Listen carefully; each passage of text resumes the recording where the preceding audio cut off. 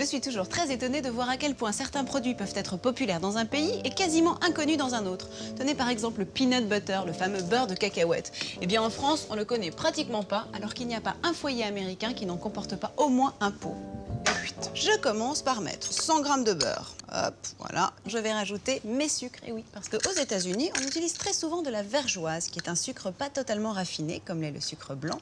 Et j'en mets à peu près 80 g. 2 bonnes cuillerées à soupe, une cuillère à café d'extrait de vanille. Hop.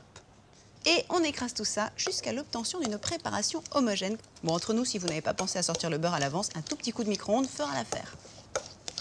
Et quand vous avez une sorte de pâte onctueuse, c'est le moment de rajouter l'œuf.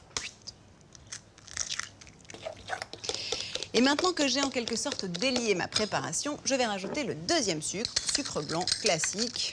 Là, on va compter 100 g, ça fait 3 bonnes cuillerées à soupe. Dernière étape, la farine. On va compter 120 g. Et à la farine, je vais ajouter l'incontournable levure chimique, demi-cuillerée à café. On mélange tout ça. Il suffit de la saupoudrer et de l'incorporer petit à petit. Donc on en met un tiers, on remue, un tiers, on remue. Voilà la pâte de base pour les cookies. Ensuite, vous rajoutez ce que vous voulez, des noix, des noisettes, des amandes effilées, du chocolat évidemment, ou comme moi, peanut butter. On va en rajouter à peu près 100 g. On va dire que ça fait 3 bonnes cuillerées à soupe.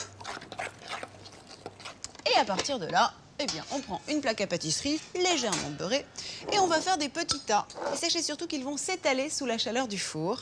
Alors évitez de les faire trop rapprocher. Voilà. Bon, évidemment, essayez d'obtenir des tas à peu près ronds pour que vos cookies le soient aussi.